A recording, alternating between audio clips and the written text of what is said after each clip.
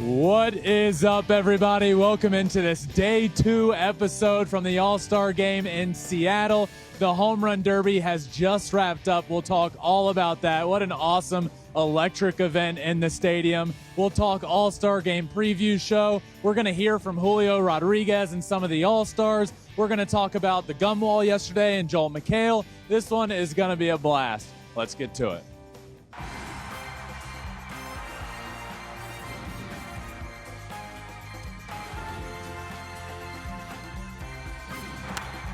Onto the track, at the wall, it's gone! Home run! Turns on a ball, deep right field, and gone! What a game, what a moment. What is up, my friends? I am joined, as always, by Alex Curry. Day 2 from Seattle for us, but the Home Run Derby was tonight.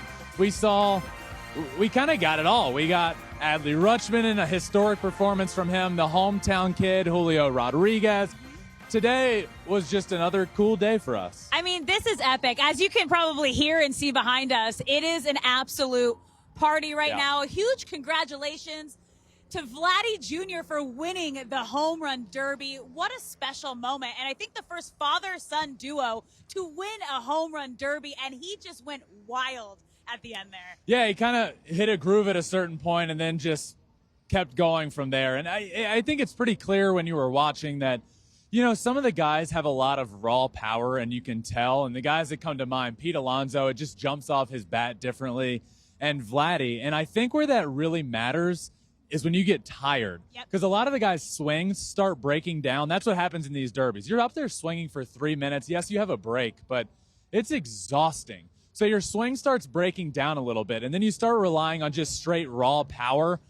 And nobody has more than Vladdy Jr., and that's why I think we saw him come out on top tonight. A great performance, taking down Randy Arozarena in the final, who's one of the smallest guys here. Him and Mookie are both not 6 feet, 5'9", 5'10", I think, for both of them, but they're both tiny guys, and Randy ends up in the final but gets taken down by Vladdy Jr. And I think this was also big for Vladdy Jr. because he lost to Pete Alonso back in 2019, so a little bit of redemption there, and we've always kind of known that he is a power guy, and this was his moment to come through. His dad gave him a huge congratulations as well. Like, just what a special moment for Vladdy and his dad and the whole family. You know what I thought was really cool, and just to set the tone for the day? What? There was a beautiful flyover that came about 5 minutes too early. Yes, it did. I mean, we came out, the fireworks were going off during the anthem, and there was I didn't even know there was a flyover, but you got a video of it. It came legitimately 3 minutes too early? It was when they were introducing all the players, and the flyover actually happened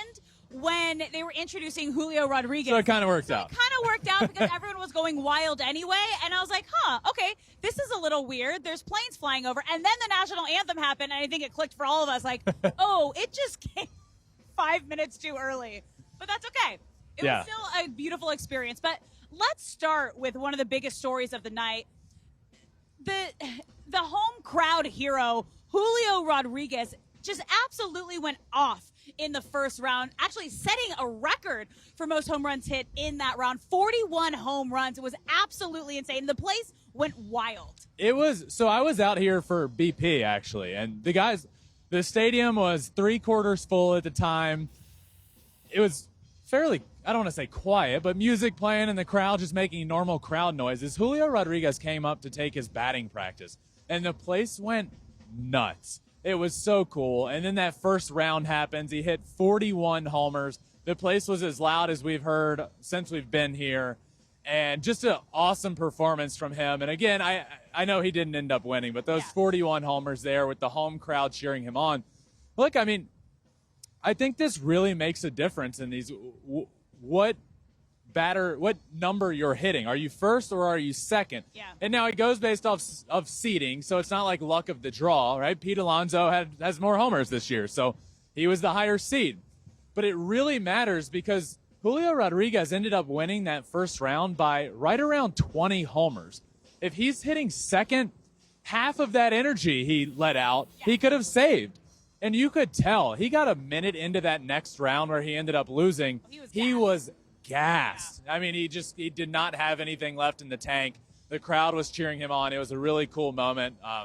but he ends up losing. And once he lost, the crowd was, I mean, people started leaving. It was really, the crowd was equally, rightfully so, rooting on their man. And the second he lost, it was kind of the inflation was let out of the stadium a bit. But you can't overlook the fact of how incredible that first round was for him. And he absolutely crushed Pete Alonso, who's a 2-time home run derby champion. And it was crazy because the crowd started booing Pete Alonso when he came up to the plate and then was cheering when he would hit the ball and it didn't leave I think the first ball he hit was like a ground ball, and the place went nuts. Wild. No, I was the atmosphere when Julio was up, and at one point he hit like 5-6 in a row.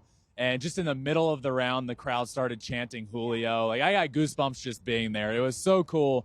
And every stadium that hosts the All-Star Game gets a guy in the home run derby. But for it to be Julio, who's not just like a toss into the derby, right? We saw him last year put on a historic performance, beat Pete Alonso last year, goes to the finals, ends up losing to Juan Soto there, but he hit the most home runs of everybody. So I was excited to watch him here. And to see him in this crowd, like, this was his day. This was his moment. It's Julio Day. July 10th, which spells out Julio, Jul10, Julio. I mean, it was his day. It was meant to be. And we also have to give a quick shout out to our coworker Dominique, who absolutely crushed and called 41 home runs before the round started. I think I said 25. You said 30-something. That's 30. And she said 41, and he hit 41 home runs. So that was insane. But the other big story was the hometown kid, Adley Rutschman, who I think the place was equally as excited to see him come to the plate. And what a special moment to have his dad throw his pitches. I will remember this moment from the All-Star Game forever. We have never had a switch hit in the home run derby. Yeah. We have had switch hitters in the derby before, but never have we had switch hitters actually switch hit in the derby. Yeah. So Adley comes up, takes his first round left-handed, ends up getting the bonus, and takes his bonus right-handed, and just put on an absolute show. He didn't end up winning that first round. Luis Robert came in and put on a show as well. But I will forever remember the Adley Rutschman performance. The crowd was super appreciative of it. The crowd knew what was happening. He takes his first round left-handed, and then when he came back up, they moved the mound over a little bit right-handed, and he went up right-handed. I think he should have done the whole derby right-handed. He was locked in. That was my question for you. Like, do you think he would have hit more if he just stuck to hitting right-handed throughout his entire session? I don't. So I think he went left-handed for a reason. Then you're left-handed. You get tired, and you're tired from both sides. But I think what happens when you're tired, again, like I said, your swing can start breaking down a little bit.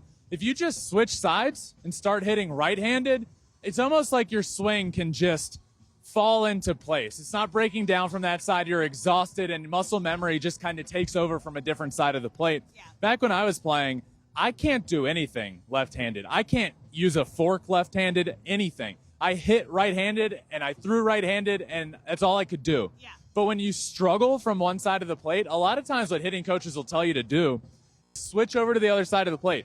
Take a few swings that way. Let your swing just kind of fall into place, and that's kind of what ends up happening. Now, Adley's a switch hitter. He knows what to do. So I think at some point he got tired. Swing starts breaking down. I'm gonna just switch it up a little bit. Yeah. Swing from the right side and let my muscle memory take over, and boy, did it. Yes, it did.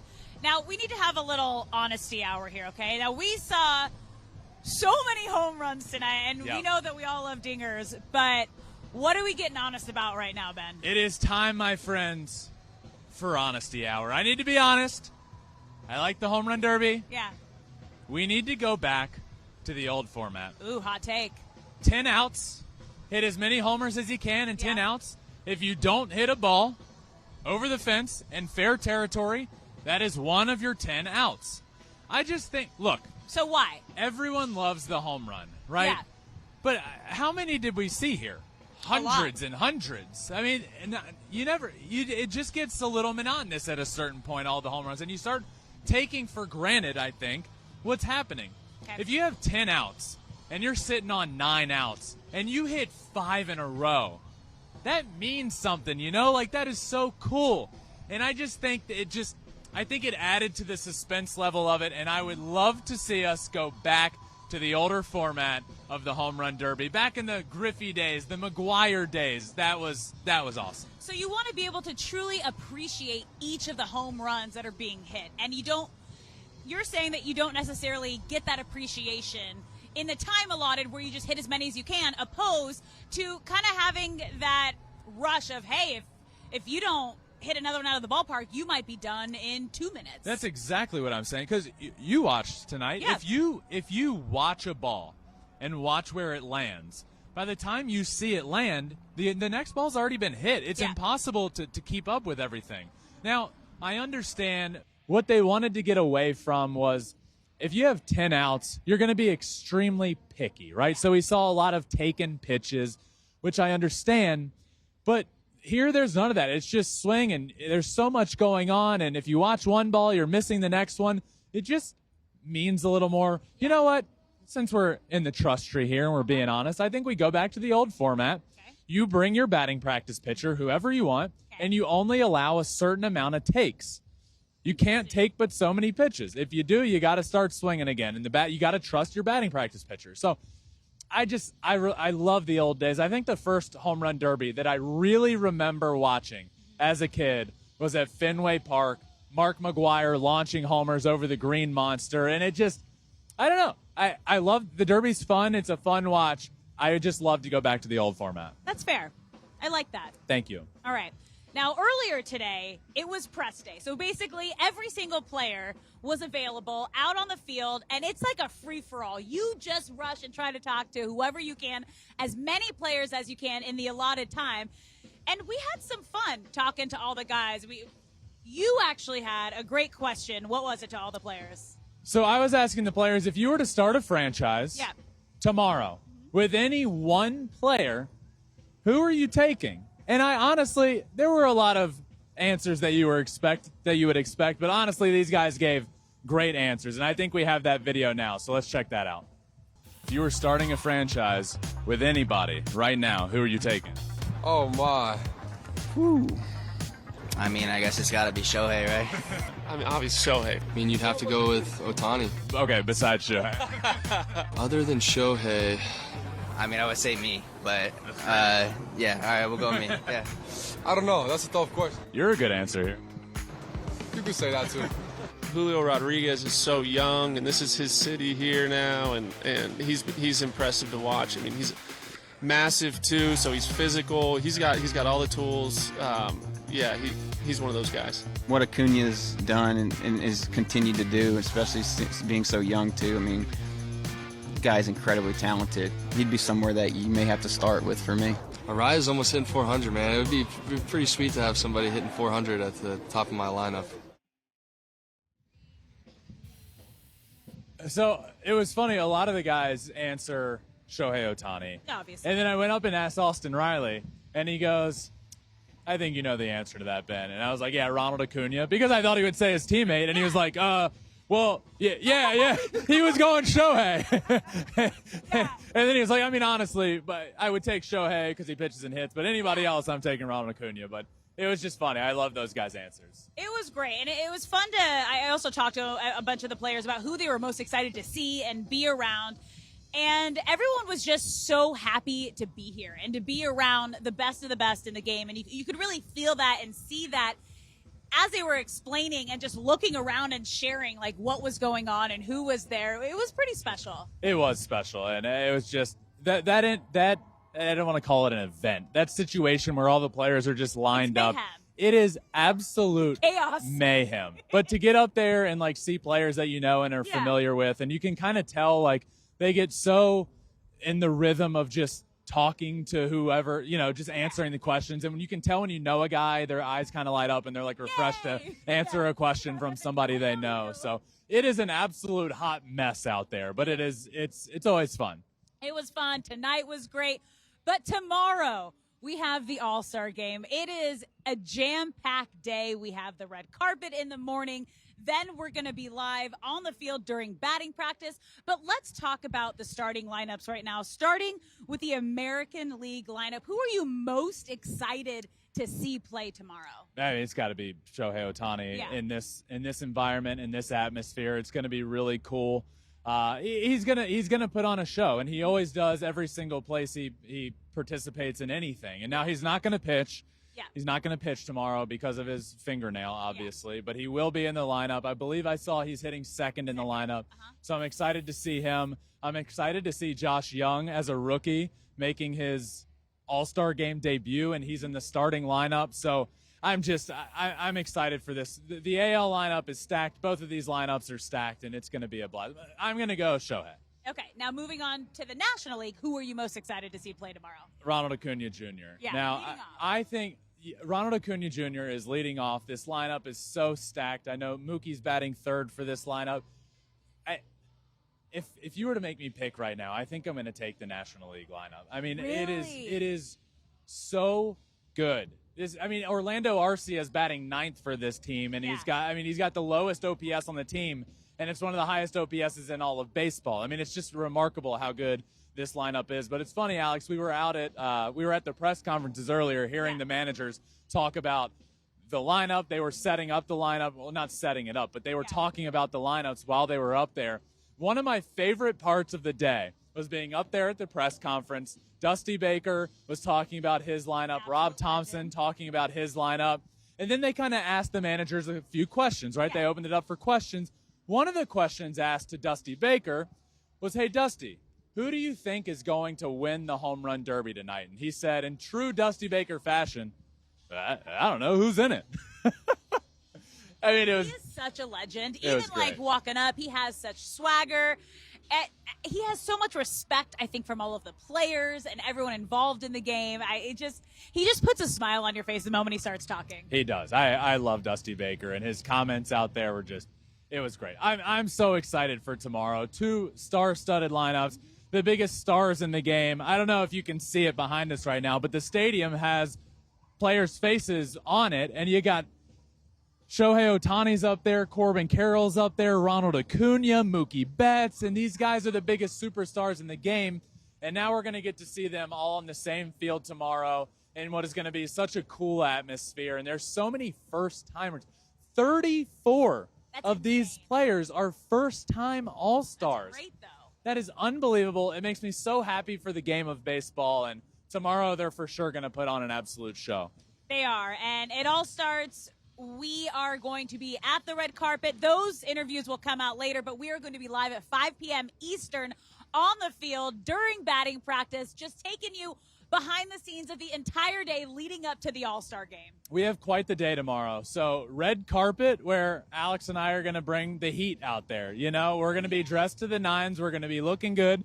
We're going to be talking to players. The red carpet is always quite an event. It's just so funny to me to see the difference in players and the way they dress up. You know, like some are going all out and some are just in a typical like suit and tie, and then it's always a blast to be out there. So red carpet coming, and then tomorrow is the All-Star Game on Fox. We'll be down on the field pregame. There's going to be a live pregame show. We'll be talking to players. You'll get all the sights and sound. We have 1 million cameras out there. You'll be able to see everything.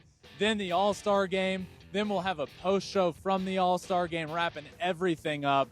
Tomorrow's going to be a really, really cool day. And, you know, if this crowd tonight was any indication, tomorrow's going to be really, really special. And with the players that are in it and participating, I'm pumped. Same. I just make sure you follow along for everything we do tomorrow at Flippin Bats Pod, at MLB on Fox. We're going to be live everywhere, and it's just going to be so much fun. I still don't exactly know right now where the red carpet is, but I've heard it's at Pike Place Market where the fish are tossed, and it's like going to be right around that area where we're local legends. I mean, I caught a fish yesterday. Joel McHale caught a fish yesterday. You were right there cheering me on yesterday. I did not want to smell like fish, so I did not catch a fish. We might need to walk the red carpet. Oh, snap. We're legends around there.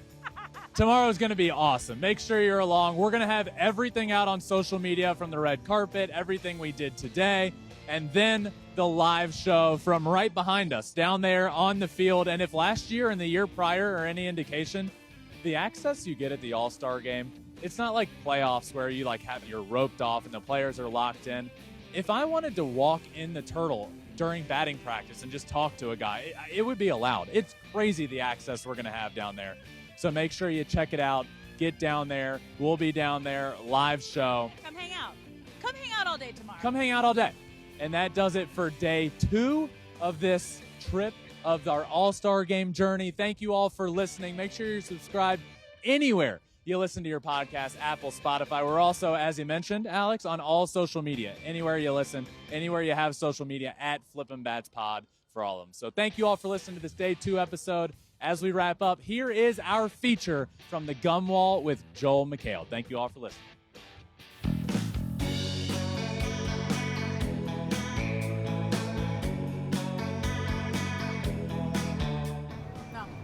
Guys, look at us just casually walking on the streets of Seattle. It's with Ben Verlander, Alex Curry, everybody. This is my hometown. I had the street closed just for this segment. Ugh, We're going to a gum wall? Is it disgusting? Okay, now this is where you got me, because we are going to the most unsanitary monument in Seattle. Oh, you thought it was a couple of streets right here. No. There is the most disgusting wall. All right. Why is it so iconic? Like, why is this a spot that, like, this started happening? Why is this a spot? Why? Why was this your idea? Why? It was not my idea.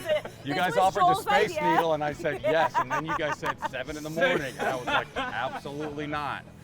So now we are going to the We're gonna go to the gum wall? You know how you can tell you're near? Huh. The smell.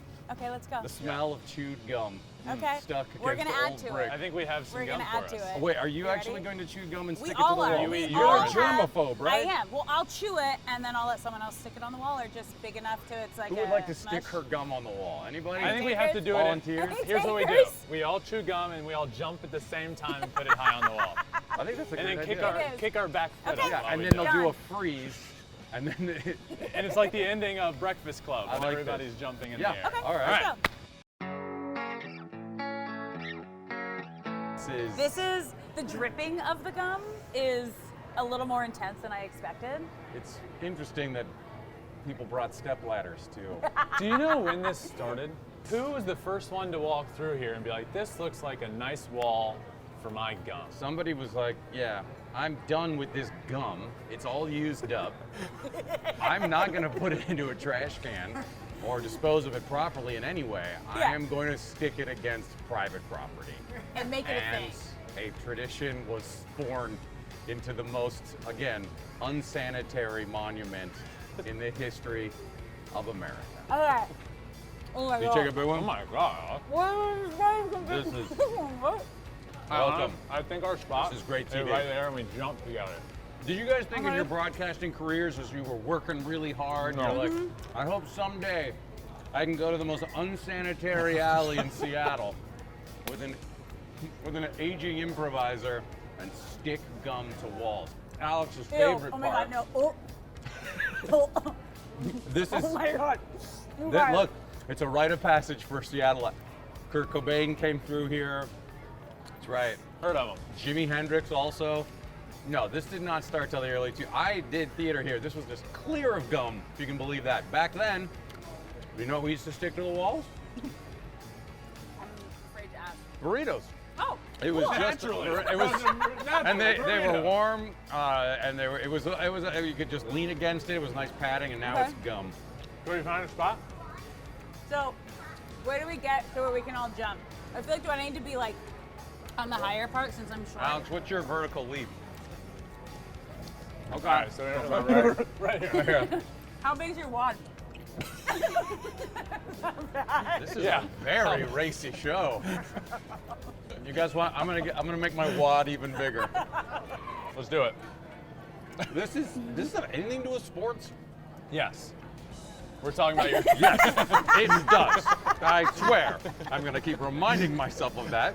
And when I'm done, I'll say sports. Sports. We'll be right back with sports. Ready? Okay, we're gonna see. Here I go. Oh shit. That is, you have a nice big wad, dude. Thank you. I've been working on it. I just had it whacked. Okay. Here we go. Hold on. 1, 2. Make sure we can all be on camera, guys. 1, 2, 3.